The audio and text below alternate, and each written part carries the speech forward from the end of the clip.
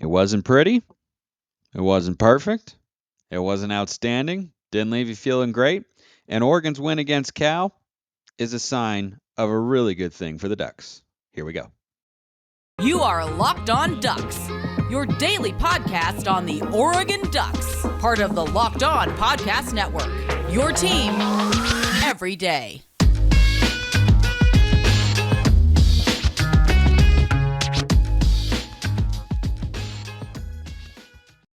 Yes, it is that time once again for Locked On Ducks. I'm your host, Spencer McLaughlin. Thank you so much for making this your first listen or your first view if you're watching on YouTube of the day.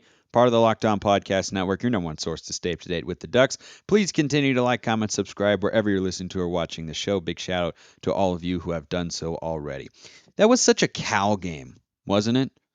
Like if you told me, like I told many of you, how that game was going to play out, I would have said, without knowing with the opponent, right? Oregon's going to go into a stadium that doesn't have full capacity, and, there are going to be a lot of Duck fans there, and it's going to be a sunny day, and they're going to get off to a sluggish start, and it's not going to be perfect, and it's just kind of going to be ugly, and then eventually Oregon will kind of pull away. I would have said, oh, yeah, that's a Cal game right there.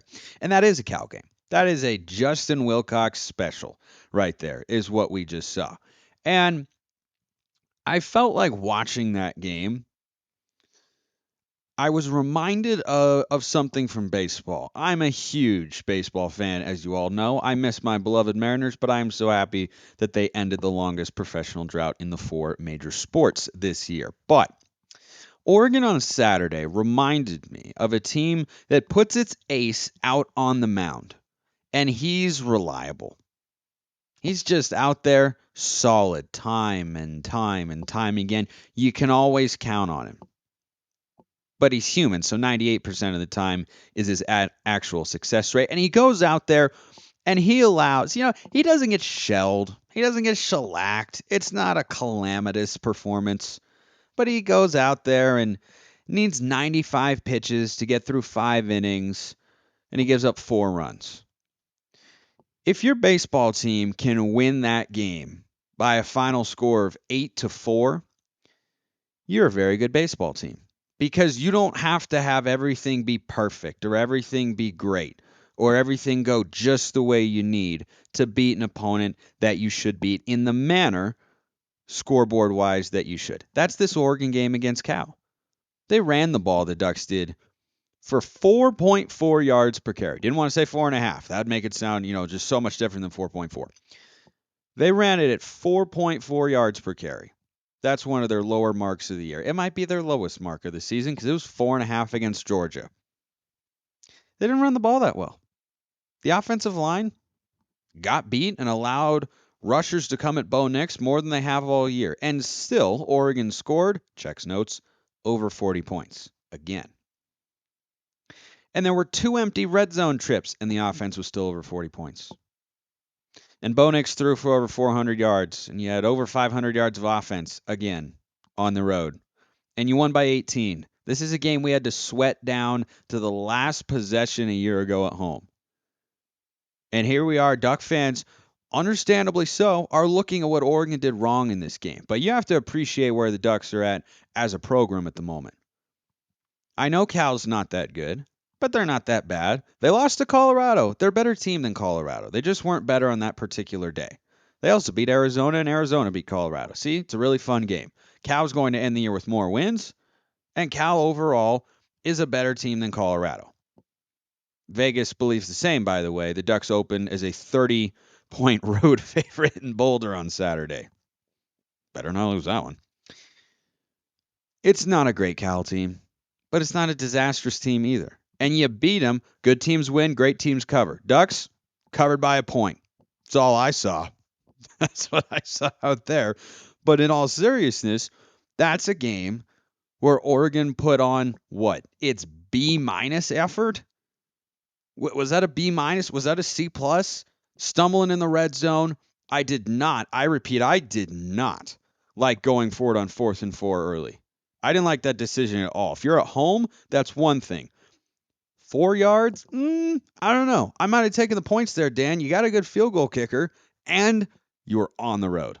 That's one you got to learn to just take points sometimes. It's okay because it's demoralizing if you come away with nothing the way the Ducks did. And still, even with those two negatives, won the game by 18 points. And like I said going into the game, the final score is going to make it appear closer than it ever really was. And Cal hung around early, and Oregon needed to wake up. And that's what I thought would happen. Like, I don't feel that differently about Oregon today, hardly at all. Some people might say, oh, well, this, oh, well, that. And I'm going to go through the offense and the defense and how each performed. But overall, that is exactly, I mean, down to the letter. I thought it'd be a 38 to 24 or 23 game for Cal, or for Oregon, rather, of course. I thought they'd get the win, and it was 42-24. And going into it, I thought one or two of those touchdowns, turned out to be two pretty much, would be once the game was already in hand. It was. Cal's backup came in, made some nice throws, and Kamari Terrell fell down. Any Oregon fans out there that are worried about the defense, how'd you allow that many points? They didn't. They allowed it when the game was over. I don't care at all. I mean, literally, not whatsoever. What happens once the game is already decided? Because who cares? Who cares? You want to be able to look at the stats and have them look prettier and be better? I was talking about this in the context of the defense going into this game. Yeah, you're bottom third in a lot of categories. You'd like to be better than that. But at the same time, the other teams that are down there are not actually good, are not actually winning games. There's Arizona, there's Colorado, there's Arizona State, right? All those sorts of teams are in that discussion. Why is Oregon better? Yes, their offenses are better, but their defense is not actually as bad as those numbers indicate. I think we saw that on Saturday. I was pleased, and even after I tweeted this, Cal scored two more touchdowns in the fourth quarter. Again, once the game was already over, I was pleased with how the defense played. Yeah, they gave up a couple plays early. Jack Plummer made some pretty incredible throws. And Cal, contrary to what they usually have as a football team, they've got a couple of nice weapons. J. Michael Sturdivant, I don't know why he's a Cal. I really don't. He's a really good player. If he was at Oregon, he would be one of our primary receivers. He would crack the top four, most likely knocking out like a Chase Cota, who I think is nice. Hope is okay. He tweeted that he was going to be and such. But after that, what did Oregon's defense allow? What seriously? What did they allow? If you're concerned, let's start with the defense. I was going to go offense first and then defense. Let's go to the defensive side of the ball. What have we been worried about week after week with Oregon's defense? Third down defense. And I saw a lot of Duck fans online who were frustrated with the defensive showing in this game. I'm not exactly sure why. My expectations going into it were if the starters allow more than 20 points to this Cal team, that's a disappointment. Well, guess what? They didn't. They did not. They performed well. Yes, it's a pretty dreadful offense for the most part, but they've got a couple of nice pieces. Their offensive line is bad. Our defensive line took over the game as it went on. And after they had a couple of good drives that they ended with points, a field goal and then a touchdown after the long passing play. And by the way, that touchdown was a heck of a throw from Jack Plummer. Triquez is in a decent spot, gets beat a little bit, but that ball had to be layered over the top of Justin Flo into the corner of the end zone and keep him in. Like sometimes you just tip your cap and say, all right, that's a good play. Right? Even Dante Manning on the long ball. Cal receiver, got away with a little bit of a push off. He's not in a terrible position. It's not a busted coverage. Sometimes the other team just makes plays, like Gonzo early in that game. He's in a great position. And J. Michael Sturdivant makes a hell of a catch. He just does. You can catch yourself winning money if you go use Bet Online, the number one source for your football betting needs, and the start of the new basketball season. Find all the latest player developments, team matchups, news, podcasts, and in-depth analysis on every game. And as always, BetOnline remains your continued source for all your sports wagering information with live betting and up-to-the-minute scores for every sport out there. The fastest and easiest way to check in on all your favorite games and events, including Major League Baseball, MMA, boxing, and my personal favorite, golf. Oh, go Mariners, still, even though it's the off-season for us. Head to the website today or use your mobile device to learn more. Bet online, where the game starts.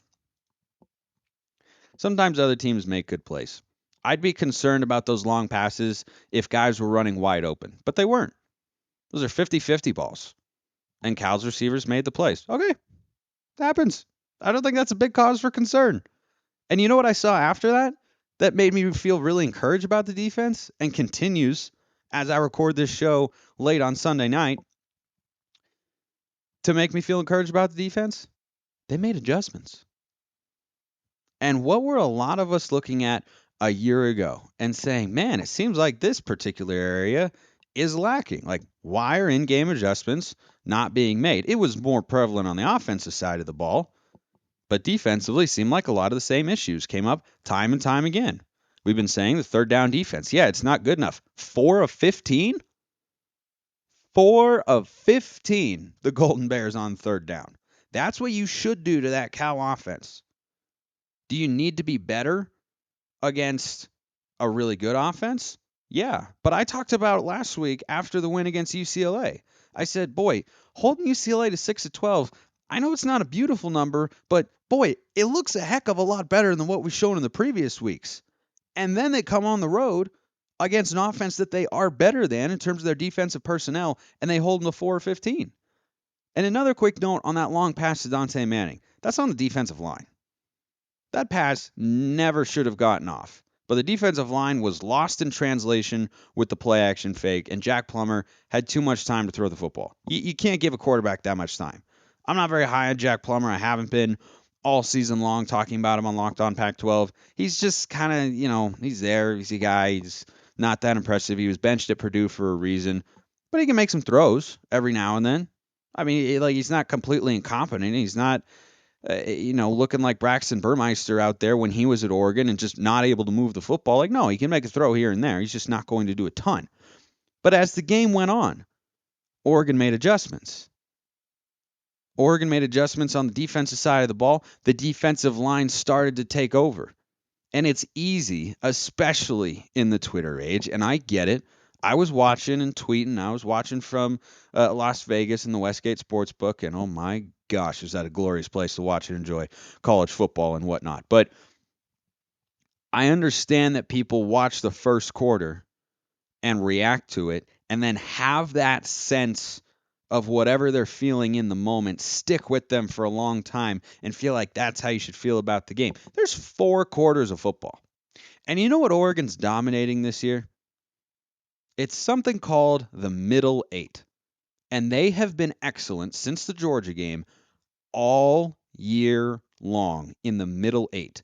The last 4 minutes of the second quarter and the first 4 minutes of the third quarter. And that is arguably, from a coaching and schematic perspective, the biggest change from a year ago.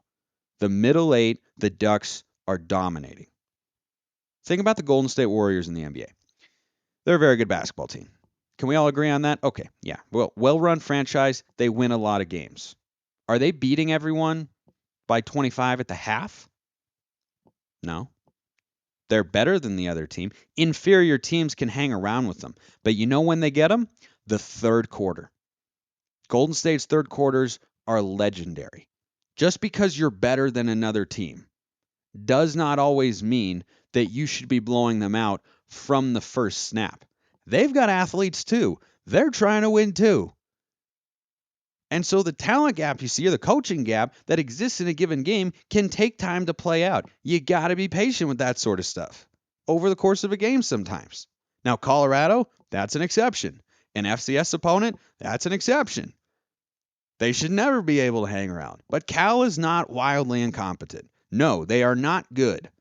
It's not a very good football team. But they are not some joke of a team that you can just walk over that have no athletes. I mean, Jay Knott was a one-time Oregon commit. Jordan James hadn't flipped from Georgia. Would Jay Knott be a guy seeing a lot of carries right now? Yeah, maybe. He might be in that rotation. He's really good.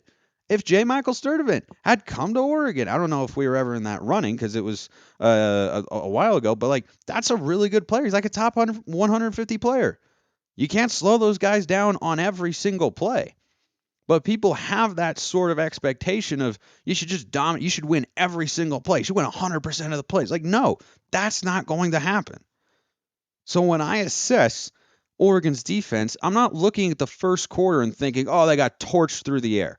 Well, they picked off Jack Plummer on the first series. They picked him off again later, and those both led to drives that went down inside the red zone. I again will reiterate, I did not like kicking, or I did not like passing on the field goal try on the opening series. Like, you're on the road. Go get points.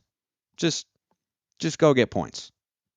And if you had, then Cal never would have had a lead after it was 7-0, because Oregon took then the 7-3 lead. Cal got it back right, and it's just I didn't think it was necessary. I understand being aggressive. They've been very good on fourth down this year, but down in the red zone on 4th and 4, that's a really, really tough yardage. The 4th and 1, that's just missed assignment from the left side of the offensive line, and Noah Whittington kind of slipped. Like that, not as upset about that one. But the 4th and 4, I'd like to see him take the points going forward. But defensively, what have we been looking for from Oregon? Can you get consistent pressure? It's not a good Cal offensive line. Well, yeah, they did that. That's how you get off the field on third down. A common misconception is that your secondary has to be incredible and perfect in coverage. The number of times over the course of a football game, college, pro, or high school, that there's an open guy on third down who doesn't have the ball come his way because of the pressure from the defensive front, too many to count. You could argue most third downs are like that. There were a number of third downs in this game. Of the 11 that Cal failed to convert against the Oregon defense, I would probably venture a guess and say about half of them had a guy who would have at least had a chance to make a play or maybe get a first down. But the pressure came, and Noah Sewell had another good game, and Brandon Dorlus had a great game, led all Power 5 rushers with 9 quarterback pressures in this game. DJ Johnson had 2 tackles for loss and 2 sacks. Those guys were up there wreaking havoc, and that's what Oregon has to continue to do. It'll get tougher once you play the final 3 games of the year compared to this one and then the upcoming matchup with Colorado. But that's what we've wanted to see. If you show it against inferior teams, it means you have the potential to at least do something, gives you the confidence, gives you that moxie up front to know that you can, in fact, get after the other team's quarterback. And so I was really encouraged by what we saw defensively. And you're not going to be able to convince me otherwise. The game was over. What was it, like 31-10 at one point in the fourth, 38-10? And then Cal started scoring. I think it was 30 or 35. I don't even remember. Like, it was a lot to a little. With like 7 minutes to go in the fourth quarter, and then Kai Milner, who, gosh, maybe that guy should be the starting quarterback because he can move, and it looks like he's capable at least of making a couple throws. Doesn't have the biggest arm in the world, but I think he was a 4-star recruit. That looks like the future for Cal at the quarterback position, but I'll shift it back to the Ducks since this is, last time I checked, an Oregon Ducks podcast. Yeah, that's right. It's called Locked On Ducks. So that's how we roll here. So I was pleased with what I saw defensively. I saw pressure up front. I saw him get off the field on third down. I saw him take advantage of Cal mistakes. I saw the secondary making plays. I saw guys holding up in one-on-one coverage situations. Other times, Cal receivers just made some plays. And that's going to happen. It's going to happen again going forward this season. If Oregon meets like USC in the Pac-12 championship game, it'll probably happen a lot. And the defense has still got to continue to improve, right? Because now the next step for those defensive backs, and I'm going to shout out the safeties here in just a moment, is, okay, so those 50-50 balls are getting completed. What do we need to do to figure out how to knock them down? Because if you're in that sort of position, you got to be able to have the ball skills to get it to the turf. That's the next step. Those are the sorts that Dan Lennon, a pretty good program, once again, because you don't have to play your best to win on the road in conference against a bad but not disastrously terrible Cal Bears team, and you win by 18. That's a pretty good place to be. That is a pretty darn good place to be. I got to shout out the safeties here. Coming into the year, I had questions about that particular unit. You lose Verone McKinley, who, by the way, is now starting with the Miami Dolphins, to none of our surprise after he went undrafted. That was a surprise. He's starting next to Javon Holland for Miami. How awesome is that? And they beat Detroit on Sunday because the Lions are, the Lions. So I had questions about it coming in, and I thought early in the year some of the leakages in the back end of the defense, in the secondary in particular, were because of the safeties. I see nothing but improvement from them every single week. Bennett Williams has been the rock, right? He's been kind of that star player on the back end of a 4-2-5 where he's kind of a linebacker, kind of a safety. He's here. He's just on the field. He's just there to make plays. He's the most sure tackler on the team, I think. Certainly at the second level, that's true. But I think when you look at what Brian Addison and Steve Stevens have been doing over the last couple of weeks, dramatic growth. Addison in particular, 2 weeks in a row with an interception. And it's not the only play that he's made in either of those two games. He's flying around, he's hitting people. I think his instincts are continuing to improve. And when he made that transition, I thought, man, former wide receiver trying to find a role, like maybe it'll work out. I don't know. We'll see. His explosiveness and his just feel for the position seem to get better on a week by week basis. He's been great. And then Steve Stevens saved the team 4 points there on the drive where Cal settled for 3 because he's in coverage and he knocks that ball away. Pretty well thrown ball, but he's in a good spot and he knocks it away. They're making a lot of plays, and I just see them more involved. I'm a Seattle Seahawks fan. Don't ask me to explain what's going on. I don't need an explanation. Just go Hawks, baby. Gino for the win. So one thing I remember earlier in my life as a Seahawks fan was watching Earl Thomas play. Guy was awesome. Like peak Earl Thomas was awesome. And as a free safety, he was so dominant from what I can remember watching on TV. I felt like he was in on every single play because he's just roaming around, flying around. His instincts, his speed, anticipation, his reading of the offensive plays, it was sensational, top tier. And I always felt like he was in on a tackle or in around the ball.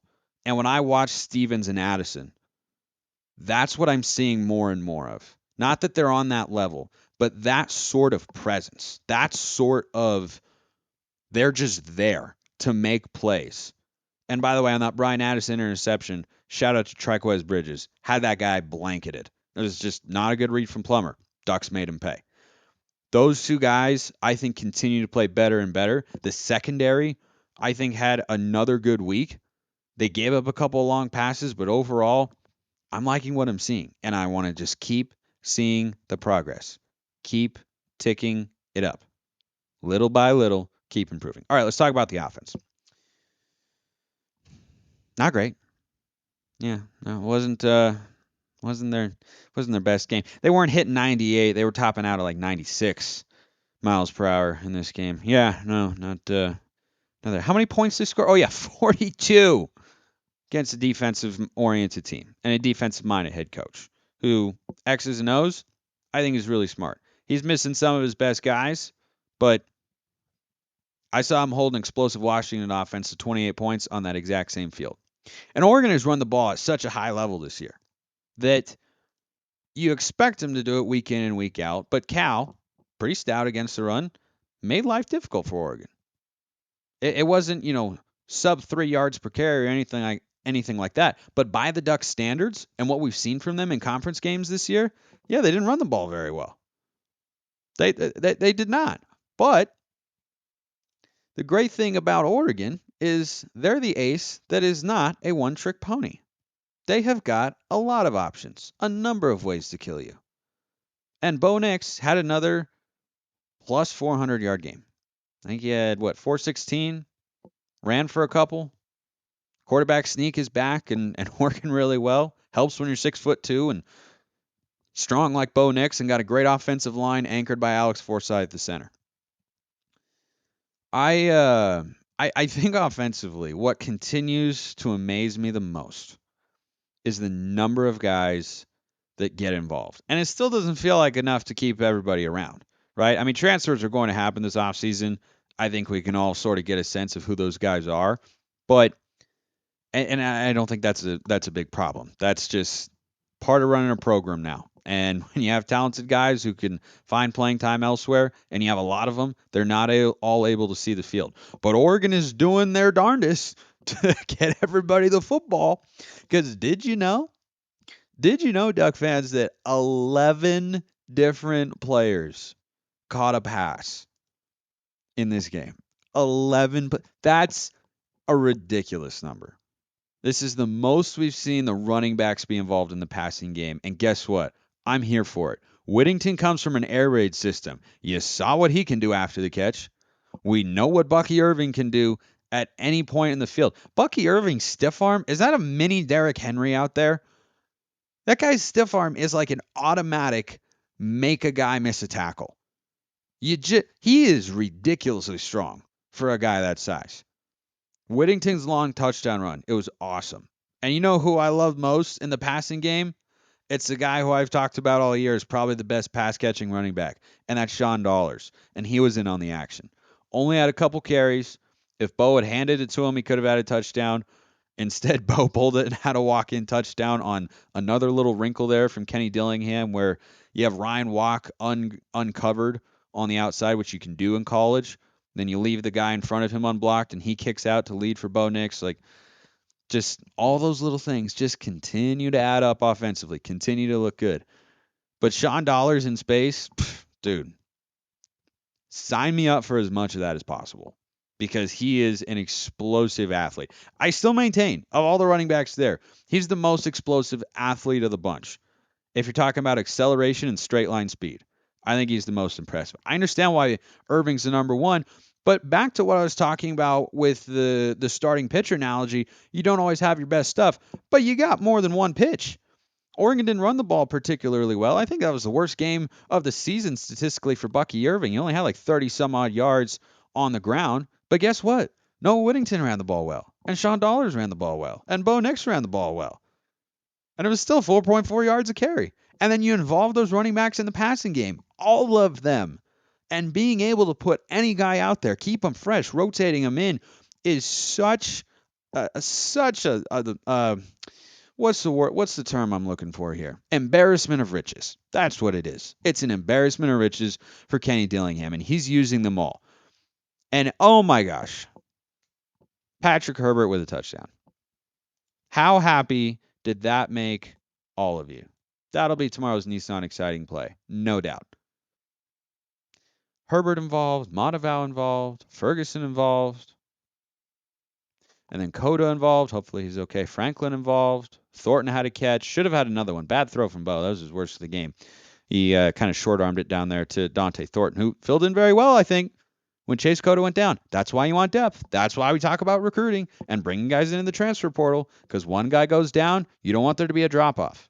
Anyone feel like there was a drop-off with the offense when Coda left? No. And he's been one of the top targets this year. Hudson had a great game. How about the trust Bo Nix put in Chris Hudson? Drops a wide open touchdown. I mean, you can't wrap it and put it under the tree any better than that. And he drops it. And Bo Nix went right back to him. Right back to him, and he had a great game. It's ridiculous. I want to see. I did not look before I came on the show, like, studying them or anything. The 11 guys who caught a pass. Chris Hudson, Troy Franklin, Dante Thornton, Chase Coda, Bucky Irving, Noah Whittington, Sean Dollars, Terrence Ferguson, Patrick Herbert, Maliki Matavau. That's 10. 10 out of 11. I don't know. That's a passing grade. I think that's close enough. I could look at the other one, but I'm sure you're all going to look at. You know what? No. Now I'm going to look. Now I am going to look to see who the 11th was. But I love that you can't just key in on one guy. You can't just key in Cam McCormick caught a pass, another tight end, on one guy. 4 tight ends caught a pass in this game. 4 tight ends, 3 running backs, and 4 receivers. What are you going to do if you're a defense? Nothing.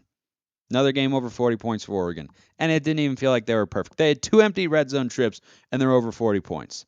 Good place to be. Good day for the program. Appreciate everyone listening. Have a wonderful rest of your day, and go Ducks.